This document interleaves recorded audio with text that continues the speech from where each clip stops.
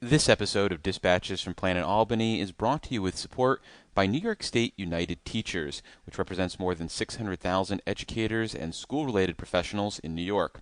If you're interested in how your business or interest group can support Dispatches from Planet Albany, contact david.lombardo at wcny.org.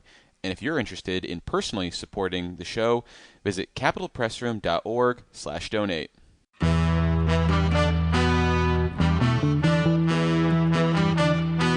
I've also declared war on potholes, so here's the first shot across the bow.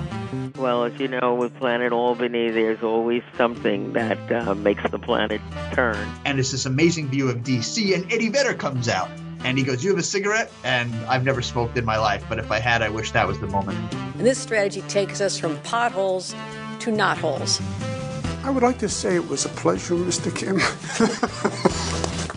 But I'm on the road. I'm David Lombardo, and this is Dispatches from Planet Albany, a WCNY podcast about power and politics in New York. And on this episode, we're considering how artificial intelligence is being used and might be used in the future on political campaigns here in the Empire State. And to help us make sense of this topic, we're joined by Annie McDonough, senior City Hall reporter at City and State New York, who recently did a deep dive into this issue. Thanks for joining us, Annie. Thanks for having me. So we can get into some of the more noticeable ways that AI is used by political campaigns. But for starters, can you talk a little bit about how AI might be used behind the scenes in a way that campaign followers, voters might never know unless there's reporting on it, or maybe a campaign is forced to disclose it? Yeah, I kind of put it in two camps. There's the sort of out front self-disclosure, public uses of AI that either you're told about because the campaign says this is AI produced, or because it looks and just kind of like smacks of AI content. The behind the scenes uses are a bit more interesting to me because when you can't really tell for sure if what you're looking at or if the campaign or fundraising email that you're looking at is AI generated or generated with the help of AI, then it kind of leads to more questions about what is being done by the campaign. So it might be fundraising emails, it might be regular sort of communication statements that are being sent out by a campaign or a candidate. That whole world of the behind the scenes usage is still developing, and we don't have like a firm grasp on everywhere that's being used so far. But I'm curious to see, in New York, if candidates are using it to help organize canvassers or volunteers. In other states, other cities, we've seen it used for like robocalls for volunteers, canvassing, like fundraising calls, things like that. In New York, I don't think, or at least that we're aware of, we haven't seen it used in that way super broadly yet.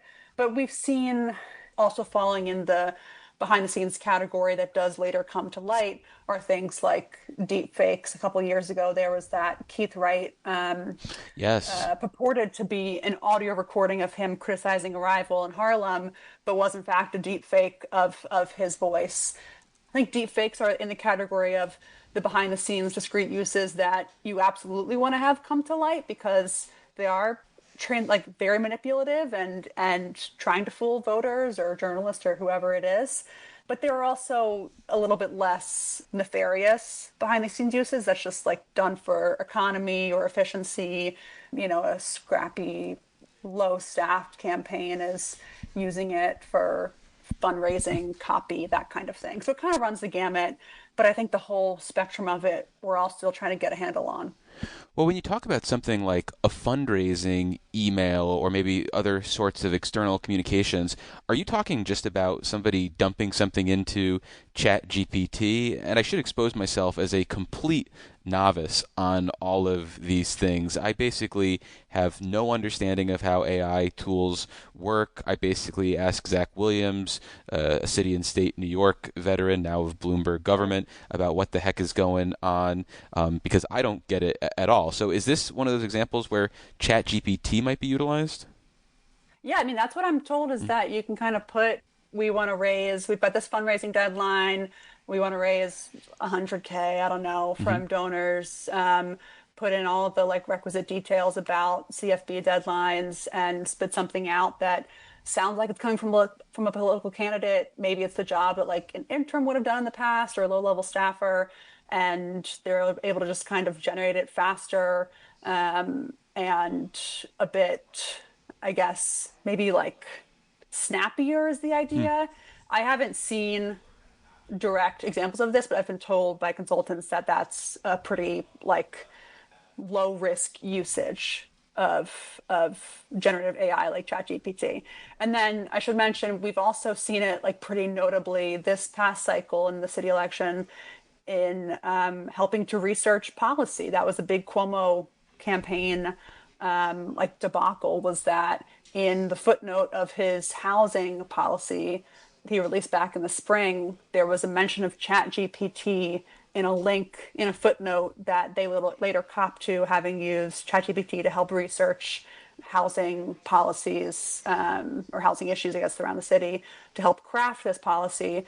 Obviously, what they said was that it was a research tool. It wasn't written by AI, and that's how they explained that. But I think that shows that campaigns, staffers, researchers, even like higher level consultants are maybe helping synthesize a Google search with ChatGPT to kind of deliver the bullet points of what are the biggest housing issues in the city, what are the stats on like the creation of units in the last 10 years, that kind of thing, that I guess people are just getting done faster with AI. And I'll admit to not being a user of ChatGPT myself very often, so I don't know how much faster it actually works, but I think that's the idea.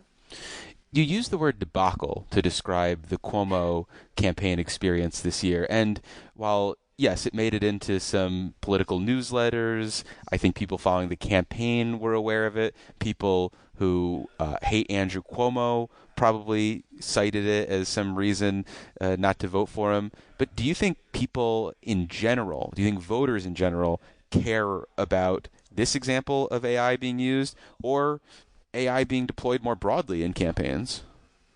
I think I'll do this example at first because I think it is a more sort of clear division of the like consultant class and media and like that whole division of people that are following this very closely, and including people who are not fans of Andrew Cuomo, who care a lot more about this footnote in a housing policy than what the housing policy would actually do.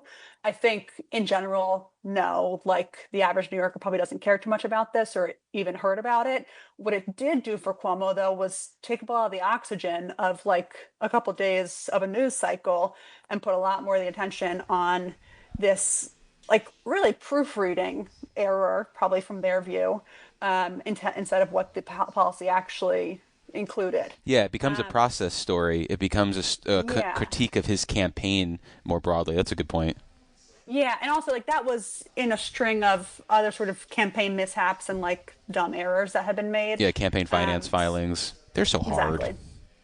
But I think what I'm interested in is the extent to which just like the average voter or observer of politics and somebody who's like actually deciding who to vote for is turned off or not by obviously AI generated content. I think they're probably not going to be thinking that much if they even are told about it, about the behind the scenes uses of AI, unless something goes really wrong or something is disclosed by accident by a campaign as to have been AI generated. But the cartoon generated images, the like sort of uncanny valley like music videos that candidates put out, the stuff that you see Donald Trump do a lot of the like MAGA crowd very readily embraces the AI generated stuff. Does it strike people as strange and inauthentic? Does it strike them as funny and like something that they're seeing more of in their everyday life and are happy to see sometimes like out of touch politicians embrace now? I think it depends on the voter, obviously. I think it depends on who it's attacking. If you're a Trump voter and Trump's making it, it's great. If you're a Democrat and there's a video like there was attacking Elise Stefanik, a North Country Republican, you're like, well, this is hilarious. This is on the money. Yeah. So I think, maybe just the same audiences gravitate to whoever is putting out that content that they would anyways. But yeah, there is like an element of sort of like trustworthiness maybe and Mm. authenticity that I do think genuinely like on the fence voters might look for in their candidates. And so I wonder if people are turned off by that.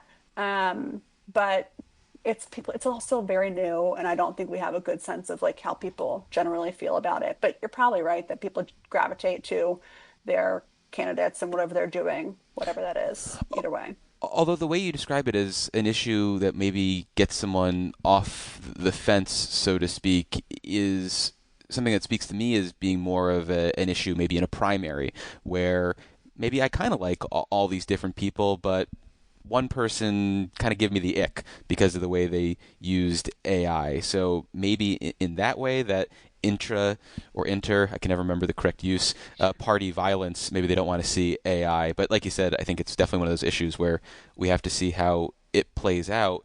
But as it plays out, what rules are there, if any, for campaigns to follow? Do they need to be explicit about the use of AI for video? Do they need to include a footnote in an email if ChatGPT is used? And are there differences depending on what you're running for, whether it's like a city election versus state versus Congress?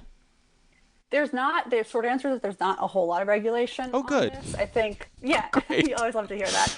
The law that's on the books that's probably the closest to having to do with the specific use of AI in political communications and by campaigns is a state requirement that I think is a year old or so. It's a disclosure requirement for what's called materially deceptive media in political communications, basically sort of overarching, covering AI generated content and deepfakes, in addition to having to disclose that information in a video or audio or like text ad.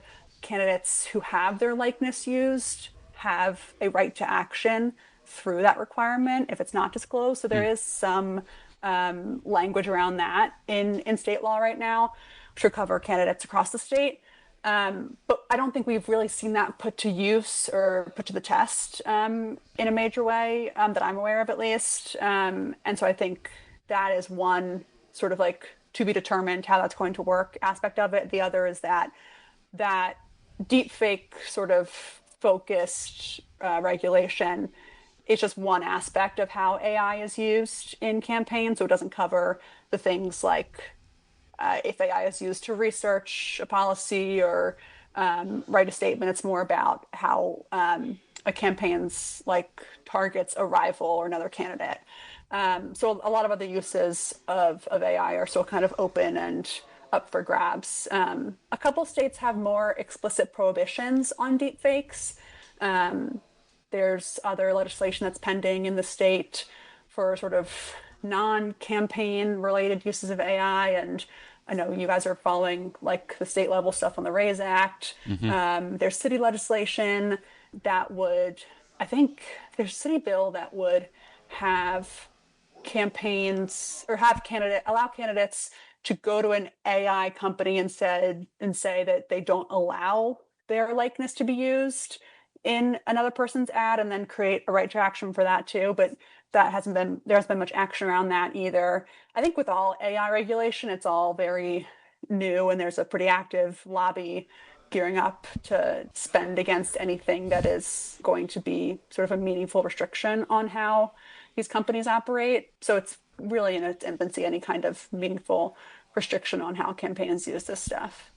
Well, putting aside the idea of restrictions, what do you think is the usefulness of disclosures? Because just the week we're recording, somebody posted a clear fake video of AOC giving a speech, and it was shared by Chris Cuomo, who at one time was a reputable journalist, and you would hope would at least one see the declaration, this is a parody on the video, and two, also listen to the insanity that was coming out of this AI AOC and be like, something strikes me that this might not be real. Maybe I should double check it. So what are your expectations for the public's ability to make note of this type of disclosure?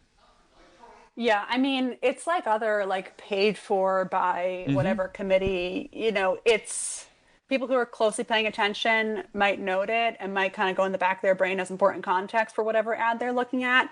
But a lot of the stuff that's getting shared like wildfire on social media, like it's kind of a runaway train, and you can't really put the cat back in the bag after it's out there, as of the example of Chris Cuomo and AOC that you just mentioned.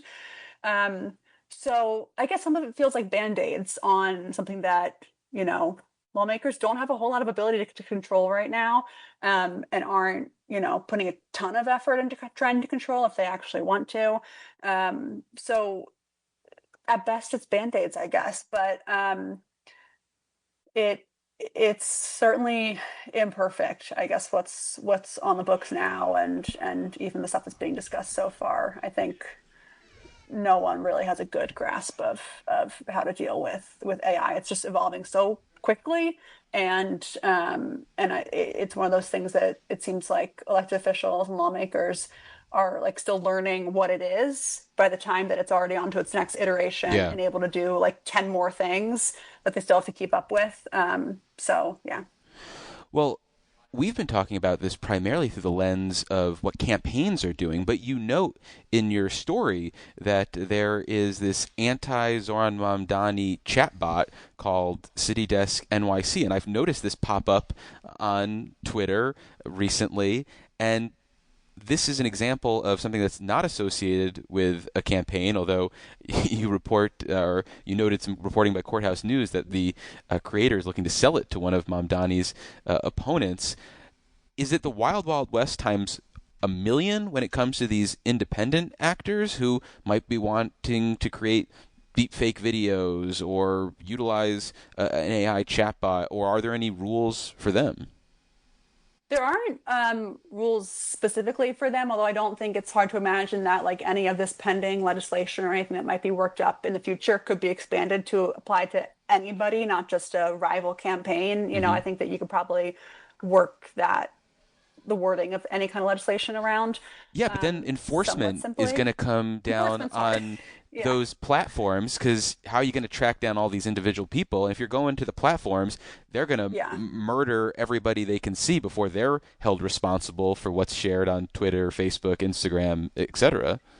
I guess if you're a guy who's giving interviews about the tool, maybe you're not going to be so hard to find. Yes. But yeah, at large, that's certainly going to be harder to track. Yeah, I mean, it also, I guess the question is like that usage seems strange to me, because I just wonder how effective it is. Like all of, wondering about, is a music video of attacking Zohran Mamdani or Elise Stefanik going to like win over any voters? Probably not.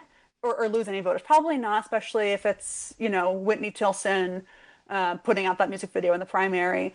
But is it going to like capture some attention and kind of distract from your rival candidate? Maybe a little bit. And I guess that's a little bit of what the chatbot's trying to do in this case, is just like get noise out there, get pro Eric Adams, pro Cuomo, anti Mamdani noise out in the ether, especially in like the social media ether where Zohran is really dominated. Again, I don't think it has a huge effect. But I guess that is the idea and the tactic behind it.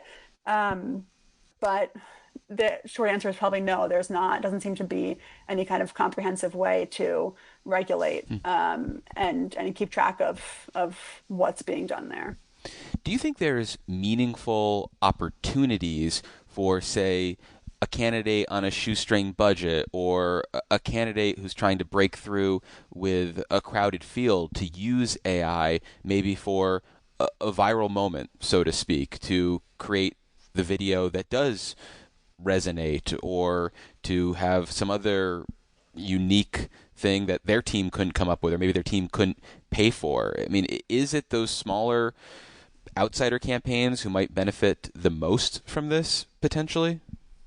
I think that those smaller outsider campaigns benefit from using things like ChatGPT to reach more people very quickly, to send out a lot more fundraising emails, maybe to like target fundraising emails, and just do a lot more with, 2-3 staffers, maybe.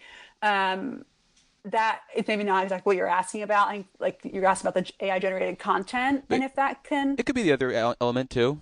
I'll let you yeah, steer I it. guess You're the captain of the the ship. question of the question of the AI generated content is like, I think I'm a skeptic about this stuff, and it all strikes me as a little bit strange and off-putting. And so, theoretically, is there like a AI generated video or ad that could really entice voters to a no-name candidate? Maybe. I'm just not sure what that would look like and like what that ad would have to include to capture voters' attention. I think that you look at what Zoran did really well with social media, and it was him, like a human, talking to camera As far as we in his know, past. As far as we know, that's so true. he's been in As far as Uganda for the we last like 6 months. are That's been AI currently Zoran the entire aware, time.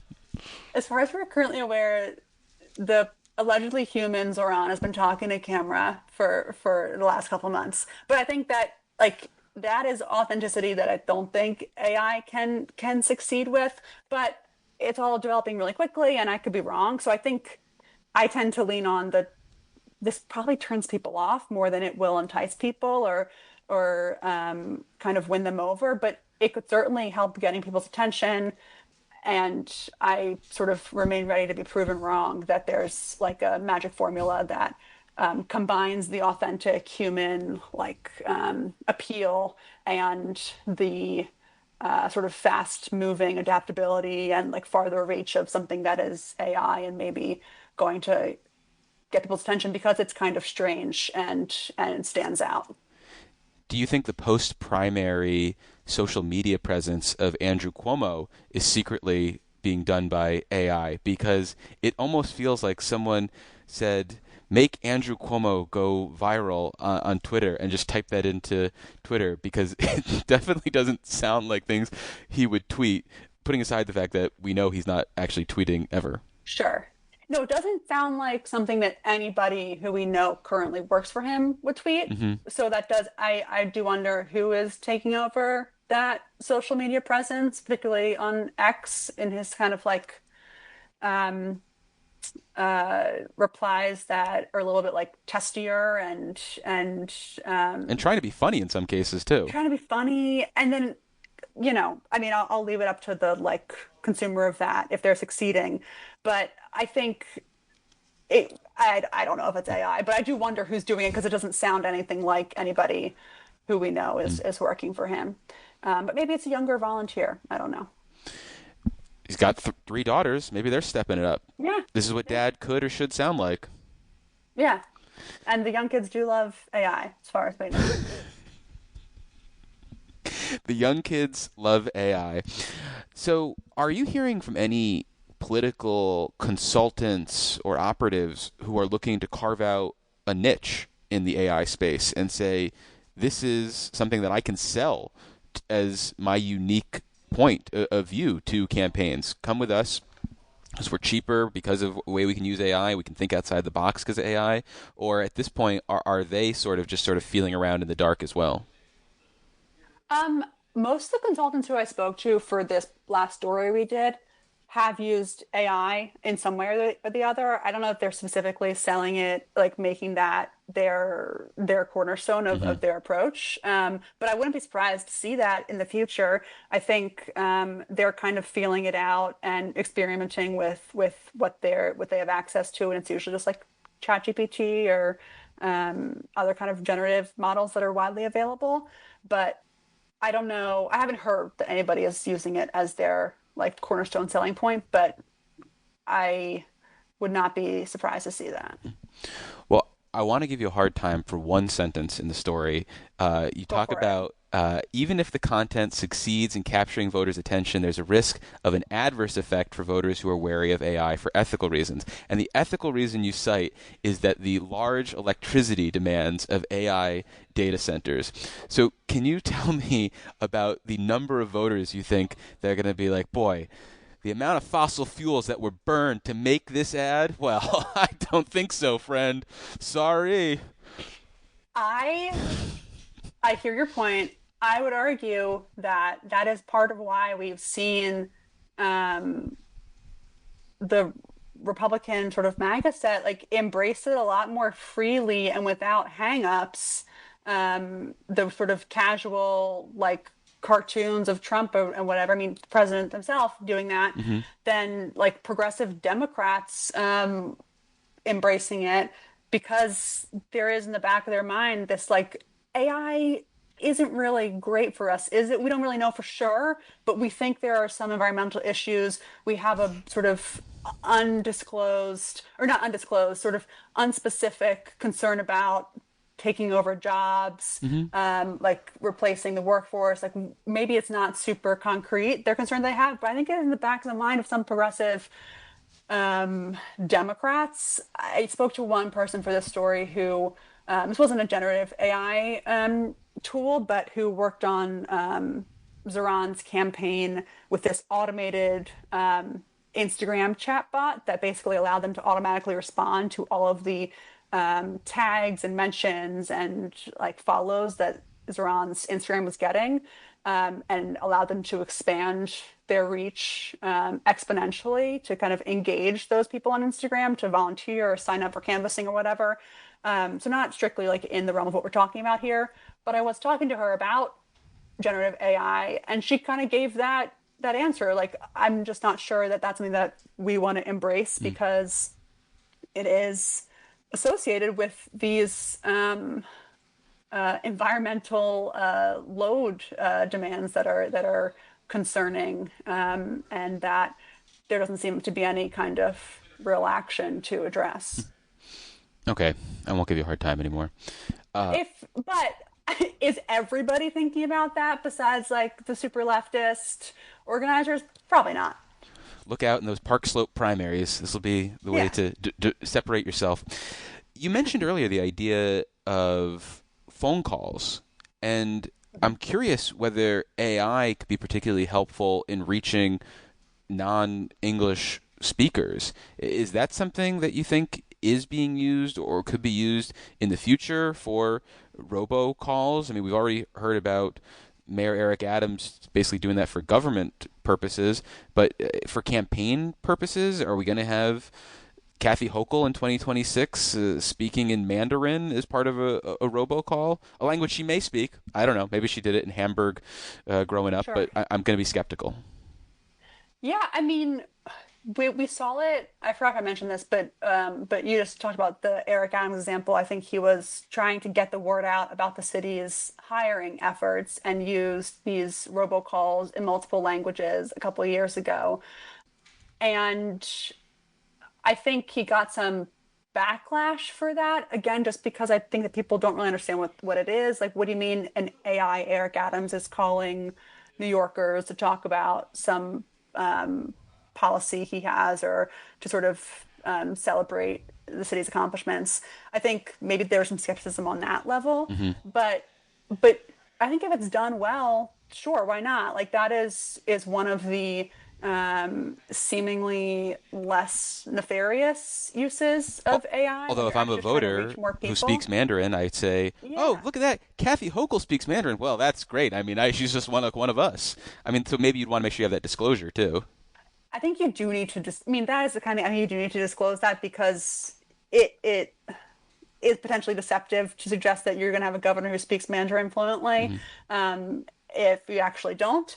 But with a disclosure, does that reach a voter who otherwise wasn't getting a call that was accessible to them about the election coming up or who they should vote for? I think probably it does. I haven't seen it used locally here yet in that capacity, but would be super interested to hear if that's happening. Well, lastly, I'm curious, in your own work, has AI invaded in a meaningful way?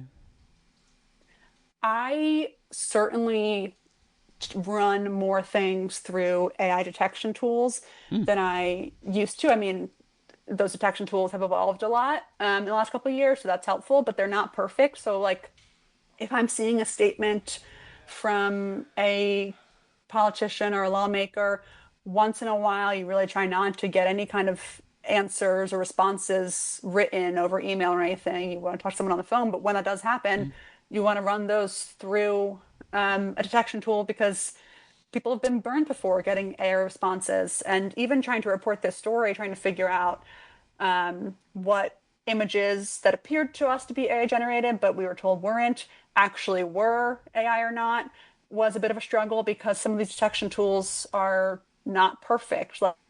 Like the image detection tools are trained on photorealistic images, but not cartoon images. So they're not great at picking up if a cartoon was hand drawn or generated by AI.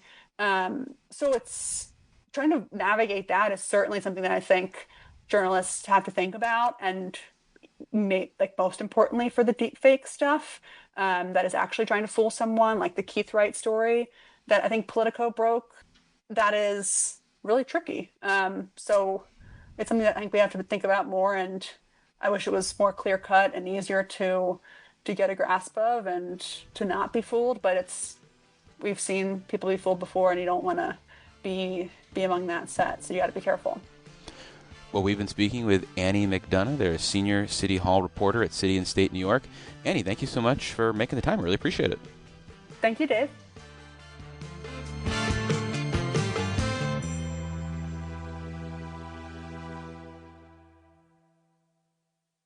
Oh, you're silly. What? The governor? Umpire AI? Oh, yeah. Yeah, we'll take care of that all right.